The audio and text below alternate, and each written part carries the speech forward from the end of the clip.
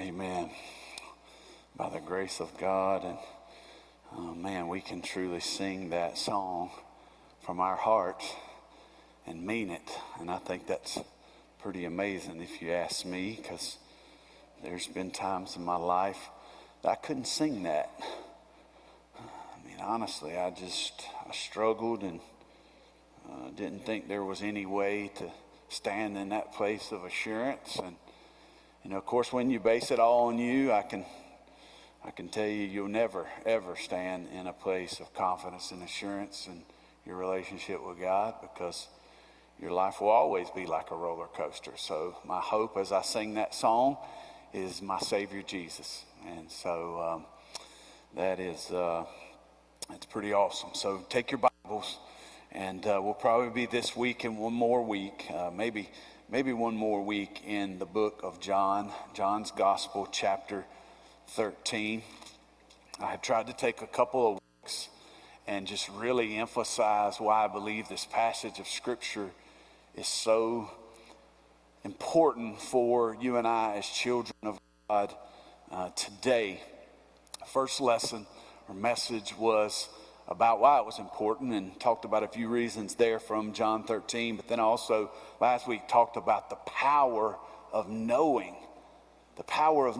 something. And so what we get to see in John 13 is a man who was completely free, absolutely, totally, completely free, stand up and really do something that honestly you don't see a whole lot of. You don't see a whole lot of this going on in our society today. And man, I challenge you above anybody else in this place, just with what kind of God's doing in my own heart with the family and with the role of men to be leaders and heads of those homes. Then you and I have been given the privilege, like we have got to be responsible for taking this example Jesus has given us, this pattern for how to display love within our families and beyond that in the world. And we've got to take it seriously, okay? Because if you look around, everything about a lot of these agendas that are out there are trying to destroy some very fundamental key things that God has created for this society. And listen, let me tell you, one of those is the family. One of those is the family. So when it comes November, I'm going to tell you, I'm fighting for the family. I want to stand up for the family and for those. And according to God, a family has a dad, it has a mother, and children if they're involved in the situation. Amen? That's the way God sees it. And it's very important for this society. And when you don't have that, then things are going to go wrong in society. So we have to stand for that, right? We have to stand for that. And I don't know about you, but I'm just kidding with my mom, not that this was a scenario, but if there had been anybody trying to convince my mother to take my life when I was in the womb, let me just tell you this, I would have appreciated any man or woman that would have stood up and tried to convince her to do otherwise. Can I get an amen on that? All right, so we're really clear about where we're going with this. So church, you better be willing to stand up and make your voice heard, because we have an opportunity to stand in the gap. So that wasn't the scenario with my mother, at least I don't know it was, but I would have loved for anyone to have stood for me in that moment. Now, I don't know your situation. I don't know what you've come through.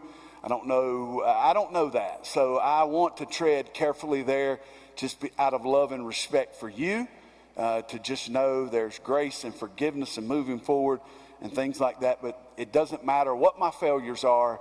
The truth never changes. Amen. It never changes. It never changes. So as I say that, I lead into the fact that how to live this thing out, this thing we call Christianity, never changes. Okay? I love YouTube. I mean, I realize that YouTube can be used for negative things, but I like YouTube. As a matter of fact, YouTube has enabled me to do things that I would have never done before YouTube existed, like work on a car, okay? How many of you have actually done something that you would have never been able to do without YouTube, right? You just look it up. And what does YouTube give you? It gives you a video.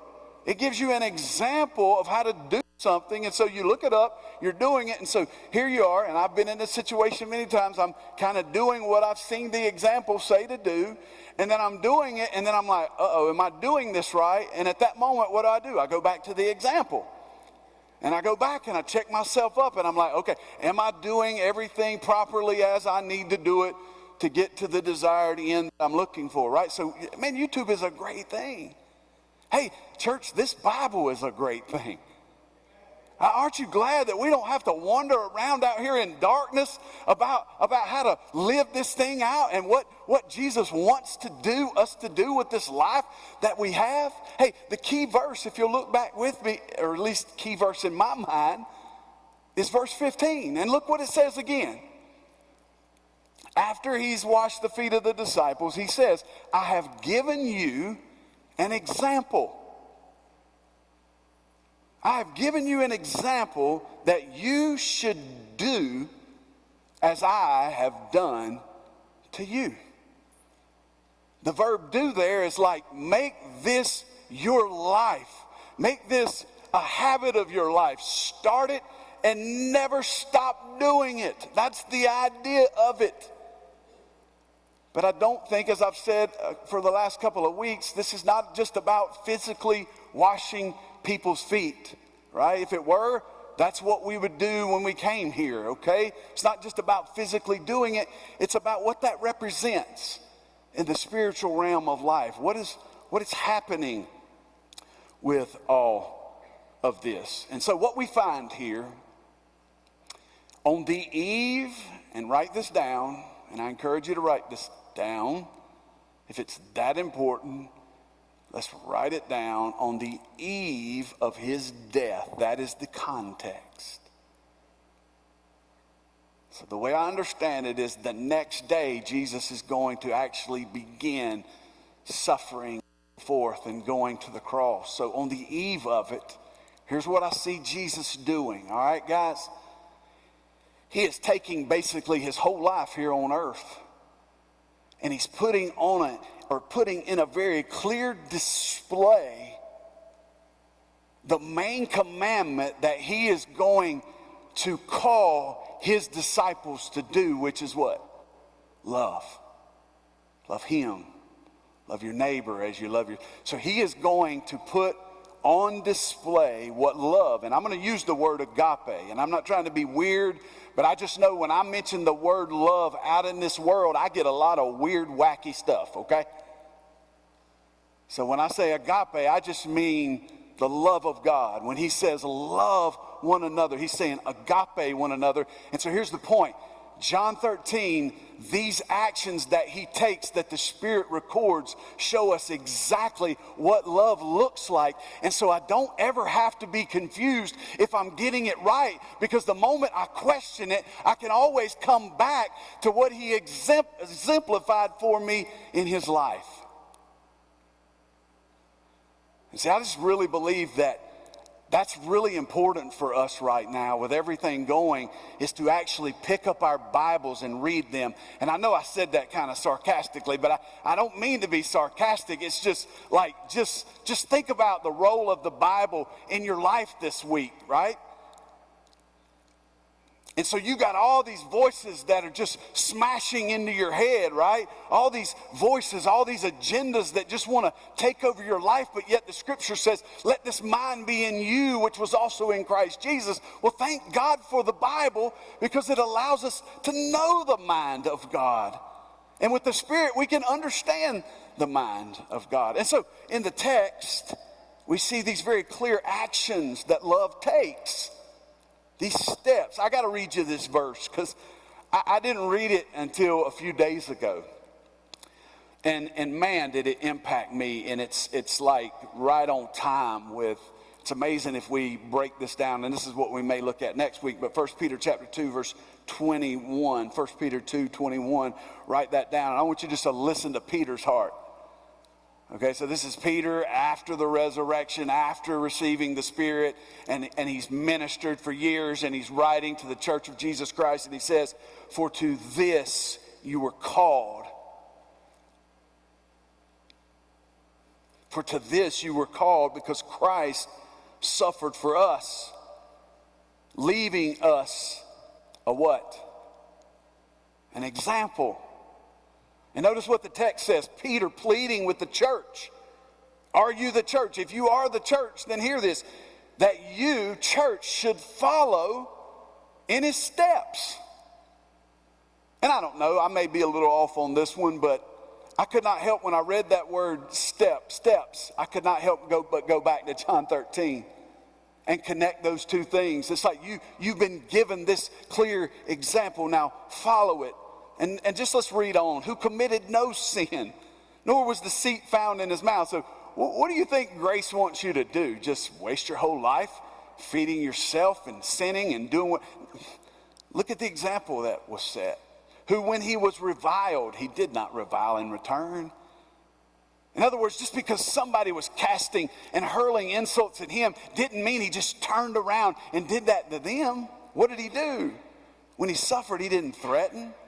But here's the key. He committed himself to him, his Father, who judges righteously, who himself he bore our sins in his own body on the tree, that we, having died to sins, might live for righteousness, by whose stripes you were healed. Because you were like sheep going astray, but now you have returned to the shepherd and overseer of your souls. It's amazing how these two passages line up. So let's look at this for a moment. What does this love look like? What does this humility look like? Well, let's go back to chapter 13, all right, and let's look at these movements, okay? Let's just start reading and then we'll dive into it at verse 4. Verse 1 says, now before the feast of the Passover, when Jesus knew that his hour had come, that he should depart from this world to the Father, having loved his own who were in the world, he loved them to the end. And supper being ended, the devil, having already put it into the heart of Judas Iscariot, Simon's son, to betray him, Jesus, knowing that the Father had given all things into his hands, that he had come from God, that he was going to God.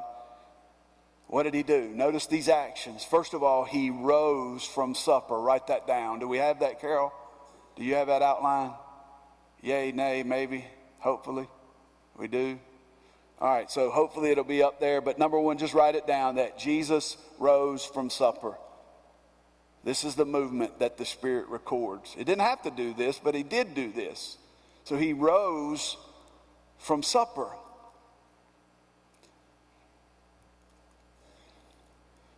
Jesus is willing to do something here that no one else would do. I actually find it interesting that it says that supper had already ended. I don't know if you understood how they sat around tables and recline. You know, it seemed like you'd do that first, but nobody would do it. So he's willing to do something that nobody else would do. Isaiah gives us a beautiful picture of where Jesus is before the actual incarnation, before he came into this earth. And you can read about it in Isaiah 6, and it says that he saw the Lord. He saw him, and he was seated on a throne. That's what he saw, and I can connect that. You can kind of connect the dots with John 12, verse 41, because there Isaiah 6 is quoted, and it clearly says that Isaiah said these things when he saw him, and the him there that's being referred to as is Jesus Christ. So when he saw him there before the incarnation, what was he doing? He was seated. And so at the time the Father said, hey, it's time. What did Jesus do? He said, I'll go. What an amazing picture. Is that you? Is that me? When the Father says, because that's what we're connected to, and Jesus shows that leading up to John chapter 13. It says anything the Father would say, I would say.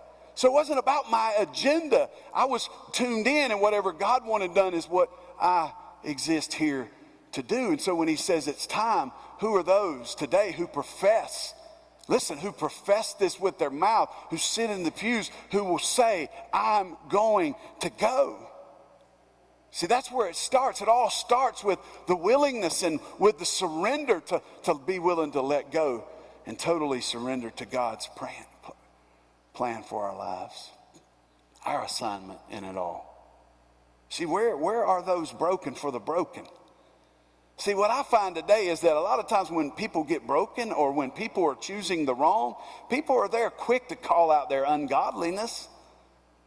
Are you? Like, we're quick to point out when somebody's wrong. But let me ask you, where's the brokenness for that? Where's the brokenness for understanding that person is in the wrong? They're not making the right decision. And I hurt because I know that they're being deceived. I know, as Paul says, they're taken captive by the devil to do his will. So where are the broken that will stand in behalf of the broken?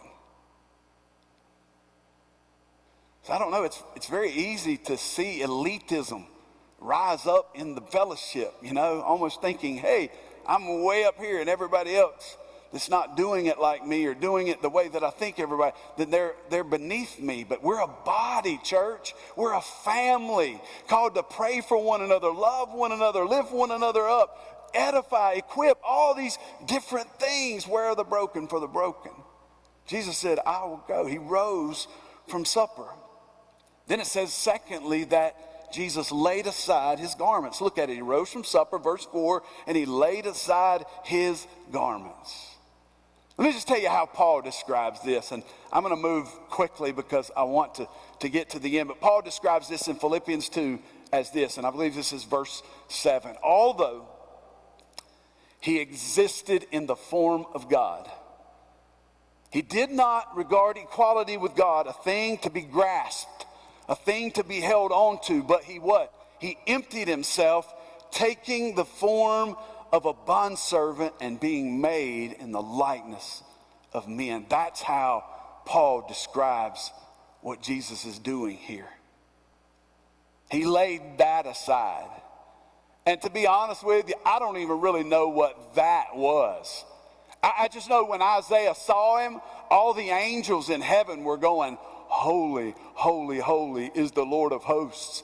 The whole earth is filled with his, Jesus's glory. And so I know in heaven he was given the honor and the glory and the recognition that he absolutely, totally deserved. But he gave that up to enter into a world where they didn't even have a clue who he was. But that's what love is.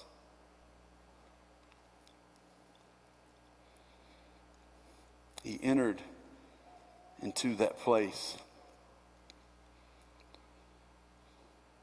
taking the lowest position in the room at this moment, the position of the servant, which leads me to the next movement here, the next step, the next action.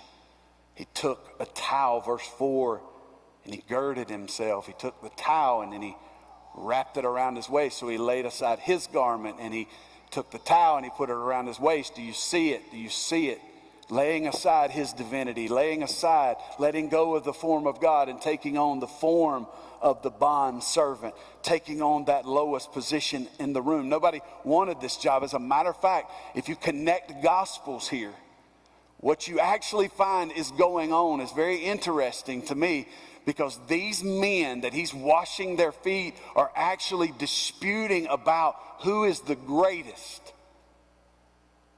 They're disputing about who is the greatest here. It's like, I am. I'm right. Do you ever see that go on? You ever see that happen? Like, I'm the greatest. What I think is right. What you think is foolish. What I think, it's almost like you just see it everywhere. And the bad thing about it is it even exists within the fellowship of God's people. That's what's so sad. I'm guilty. You're guilty. A lot of us are guilty of this. But in the midst of this dispute, without saying a word, Jesus gets up, lays aside his robe, and he puts on the towel.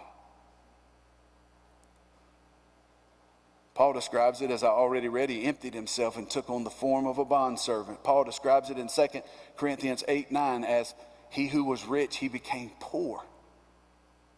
He who was rich became poor. Jesus was sovereign, but he took the place of the servant. You know what God's starting to show me about true humility and love? True humility and love is not thinking about yourself at all. Yeah, I'm going to admit something to you. One of the biggest struggles that I have is caring about what people think about me. You see, that's what makes verse 3 so beautiful, is because Jesus didn't care what the Pharisees thought. He didn't care. Listen, you got to hear this. He didn't care if the world thought he looked weak. He knew who he was. He knew who he came from. And he knew where he was going.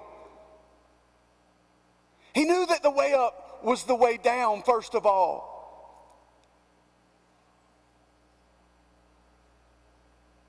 See, humility, love is not thinking of yourself at all. I mean, Jesus could have easily ripped into every one of these men. Like, here I am. I'm on the eve of a death I've already told you about. And you stinking knuckleheads, you can't get this. Why are you not getting it? But he didn't do it. He chose to just one more time show them. I'm going to show it to you. And you'll never forget this.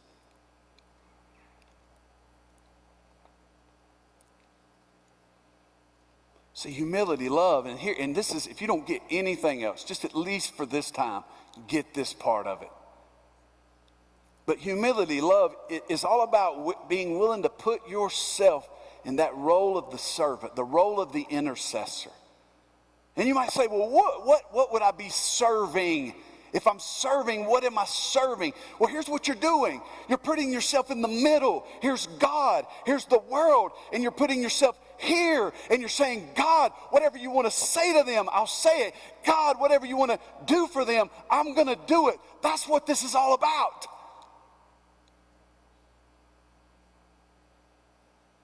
Last time I checked, we say Jesus is all the world needs, but do we really believe it? Because if it is, why not humble ourselves, forget about ourselves, and say, God, I'm here to serve the world, your will, your life, and your love. Wow, that's what this is really all about. I want to put myself in position to meet the greatest need of others. That's what Jesus does. It's exactly what it does. That's why he went to the cross. That's why he finished the work with his disciples, that he knew that if he didn't pass it on to them and he didn't invest in them and he didn't pour everything that he had into them, then what good would it have been when he was no longer here? That's why those tasks were important. That's why he finished them and completed them.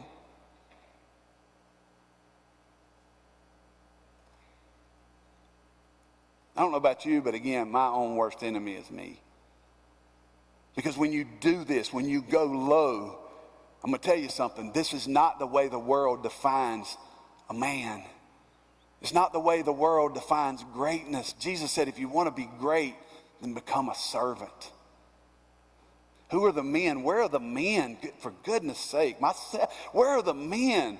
Where are the dads? Where are the husbands that care about the family enough to say, you know what? I'm sick and tired of taking on the mind of the world and believing what the world says about greatness. At some point, I have to make a decision. I have to make a decision to say, you know what? I'm going to follow the mind of Christ that says if you want to be great, if you really want to be great at being a husband, be great at being a father, then you've got to learn to serve. And that means you got to forget about yourself. Oh, trust me, I'll go back and listen to it.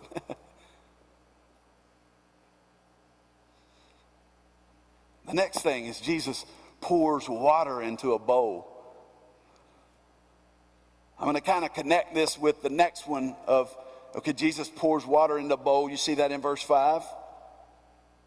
But then when he poured the water in the bowl or the basin, then he begins to wash the disciples' feet.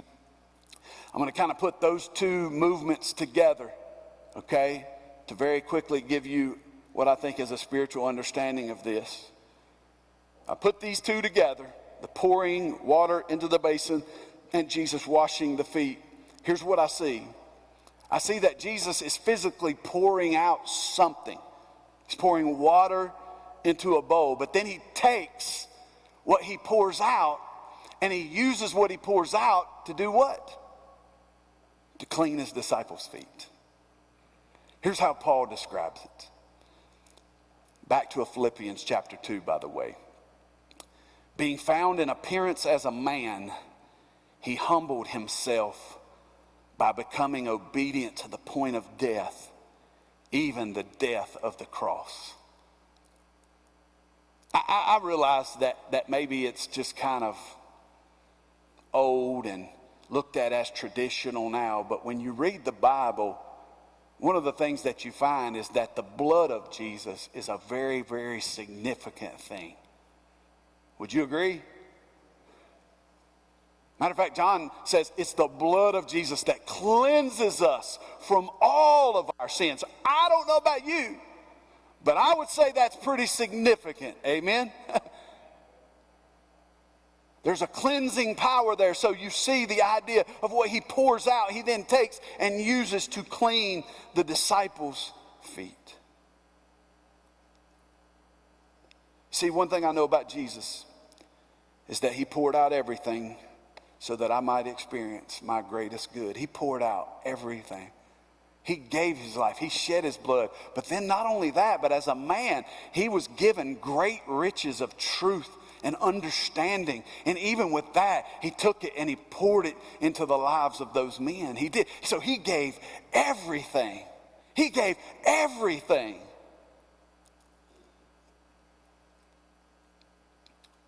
I've grown to realize that there are two very important finished works plural in the Bible. There's definitely the work of redemption. John chapter 19, verse 30, Jesus on the cross, before he breathes his last breath, he says, it is finished, right?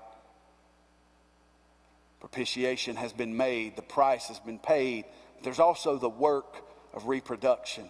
And you see that in John chapter 17, verse 3 and verse 4, where Jesus said, I have finished the work. And then he describes that as him giving to his men everything that he himself was given. So he poured water into a bowl and Jesus washed the disciples' feet. You see,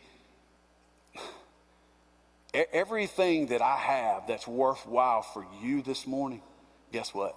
He gave it to me. Because like I'm telling you, I face temptations. Like I do face temptations when I get up here, because there's things I want to rip and rail. I'm just be honest with you. I want to get into some politics sometimes, and I want to just roll and roll and roll. But I'm going to tell you something about what God's called me to do. God said, I want you to say what I say. God said, I don't want you saying what everybody else, I want you to say what I say. Because see, I've realized everything I've got that's of value to you comes from him. Everything I've got to give the world. So I've got to find myself, forget about myself and say, God, hey, I'm just an open vessel. You pour it out, and I'm just going to pour it back out to somebody else. Wow. Then Jesus dried their feet, verse 5, with the towel. I love this because it shows us that he completed the task. Amen? He completed the task. And again, I got a little bit ahead of myself a while ago, but he did say it is finished in John 19:30, but he also said, I have finished the work in John 17 and verse 4. And so he completed the task. He did that. And once it was complete, notice now down to verse 12. And I know I'm skipping some verses, but we'll just have to come back to that to really understand this idea of what Peter's talking about with this big bath versus this little local thing, this rinsing, the washing of the feet. We'll come back to that. But you got to jump to verse 12 to see the rest of these movements, these steps, these actions of love. It says, so when he had washed their feet, notice what he does now, and this is the next one, Jesus put on his robe again. In verse 12, he took up his garments. So what he laid aside, what he emptied himself of, there was a time in the plan of God for him to pick that up again. You see, here's what I love, and I know it kind of is sort of, it's old and common to us, but let me remind you of the gospel. Jesus did come, which was pretty glorious. He lived a perfect life, which is amazing. He died. He was buried, but on the third day he arose. He arose. He was seen by over 500 brethren, right? And after he arose, he ascended.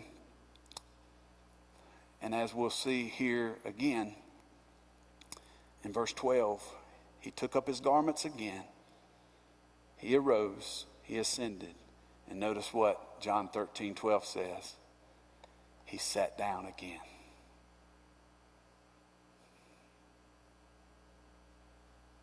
You see, Acts chapter 1 verse 10 tells us that when he ascended, he went and he did something very, very specific. What did he do? He sat down at the right hand of the Father. Hebrews chapter 1 verse 4, read it. It says, after he had purged our sins, he went and he sat down at the right hand of the Father.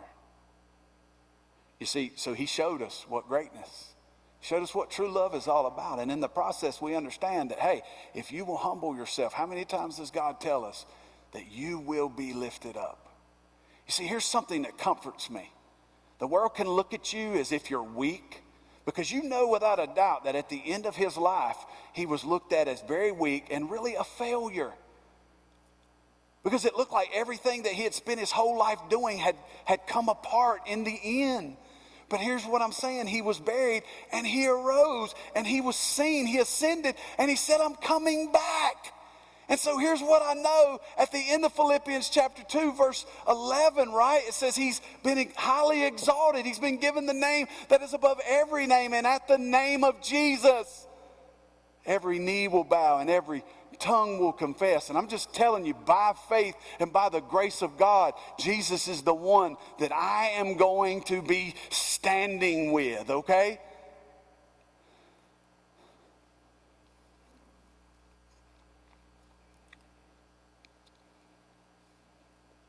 So I take that comfort and we move ourselves forward into this same place to do what Jesus said. This is what love looks like. This is it. So let's just close by reading the last few verses and let's let Jesus tell us. After showing us what love looks like,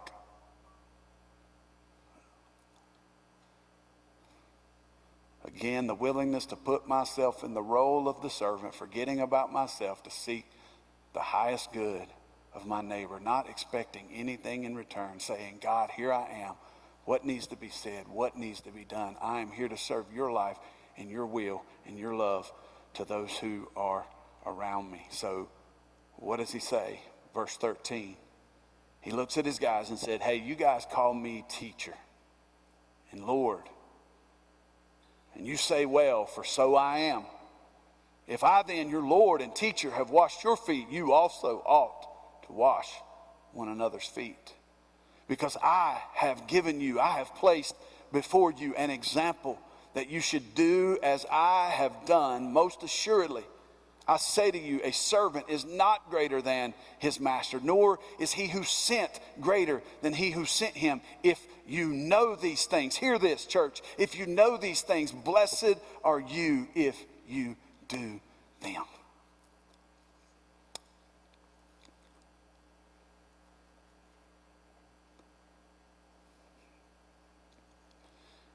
See, I don't ever have to be in the dark about how to live this thing out as a child of God.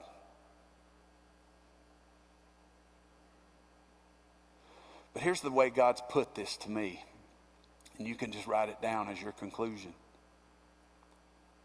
What in the world am I going to do with this high and lofty position that God has given me?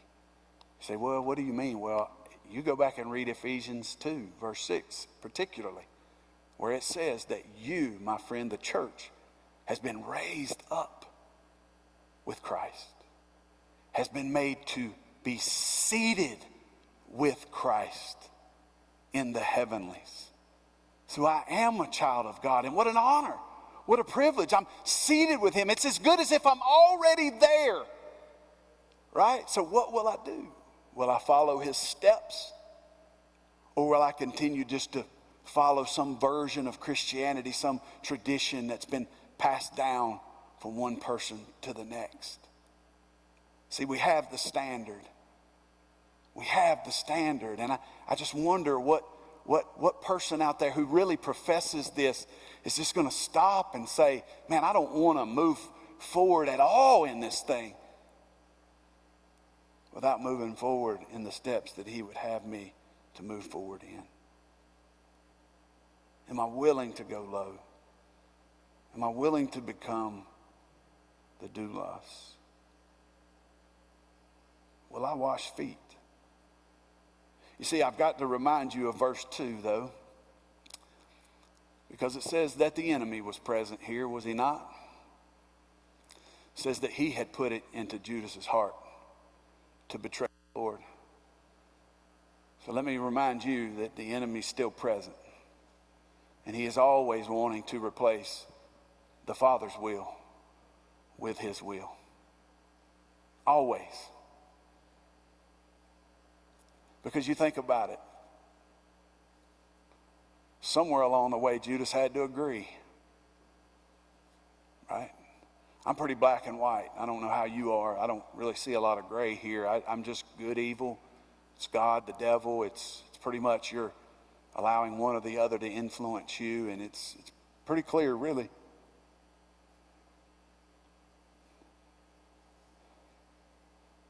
But the devil's always looking for people who will go as well. He's always looking for people who will stand up and perform his will.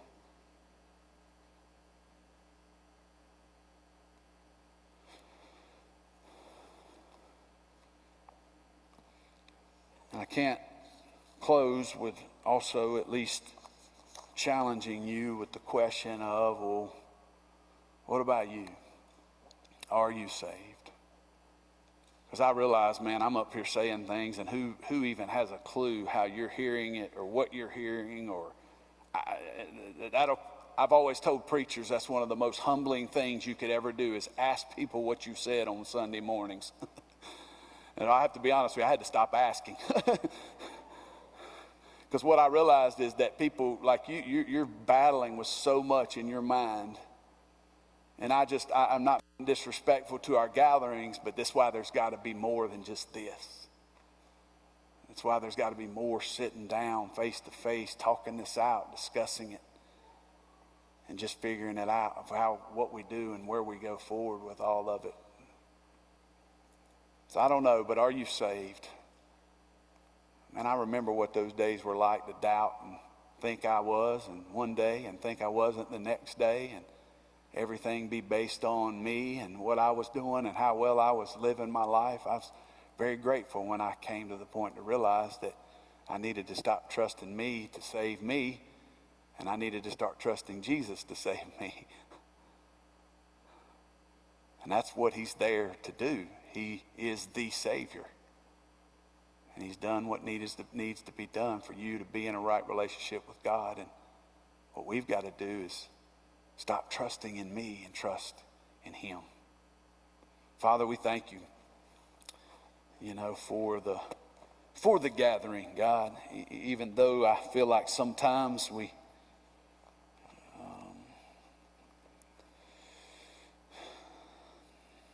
put too much into it, and it sort of becomes the beginning sometimes and the end of what we call this Christian life. And so, Father, I don't know.